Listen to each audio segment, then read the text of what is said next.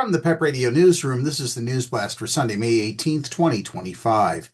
LGBTQ Nation is reporting that the Social Media Safety Index, or SMSI, by GLAAD, is used as a way to measure the level of exposure LGBTQ plus individuals have to hateful content on certain social media platforms. The index uses metrics like a service's anti-discrimination policy as well as the content posted on the platform.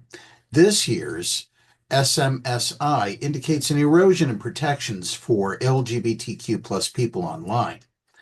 GLAAD's report is troubling to say the least, with most platforms scoring below 50. It's clear platforms are failing to suppress anti-LGBTQ plus hate, while instead suppressing legitimate LGBTQ plus voices through shadow banning, wrongful termination, and mislabeling content as explicit. GLAAD's scorecard evaluates 6 major social media websites: X, Instagram, Facebook, YouTube, Threads, and TikTok. 3 of these, Threads, Facebook, and Instagram, are owned by Meta. Of all the 6, TikTok scored the highest with a safety index of 56%.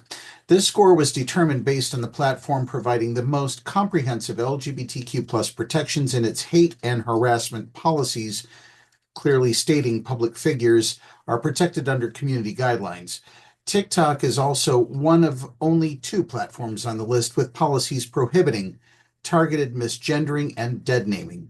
Despite TikTok's efforts to be more inclusive, the platform continues to suffer shortcomings, failing to sufficiently protect LGBTQ plus privacy, safety, and expression in key areas.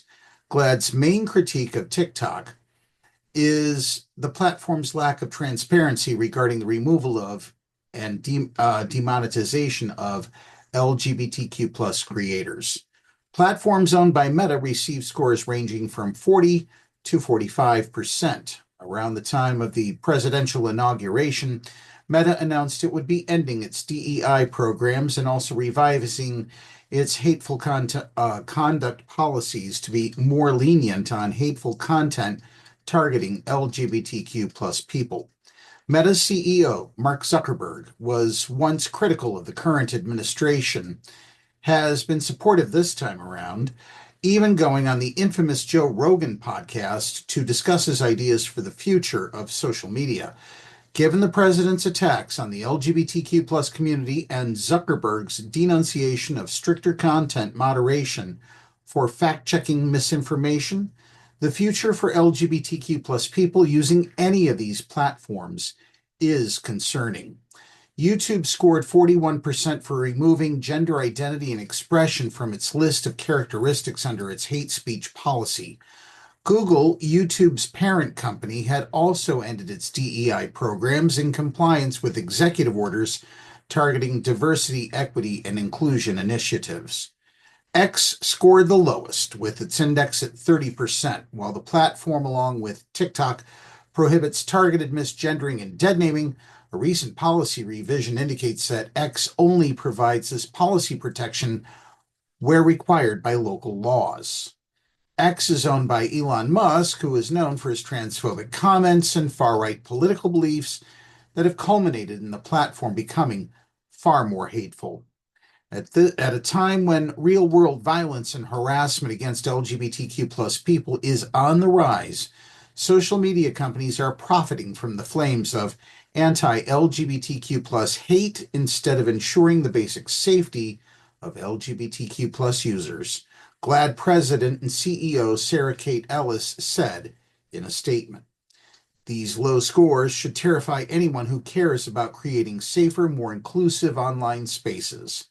The report calls for action and encourages platforms to reinstate protections and propose stronger policies to protect LGBTQ plus people, especially young people, people of color, or those who live in hostile regions, so that these platforms remain spaces of connection, creativity, and solidarity. That's our News Blast. Pennsylvania primary election day is Tuesday, May 20th. Polls are open from 7 a.m. until 8 p.m. Please take the time to vote. Up next is the local weather forecast for the Meadville area here on PEP Radio.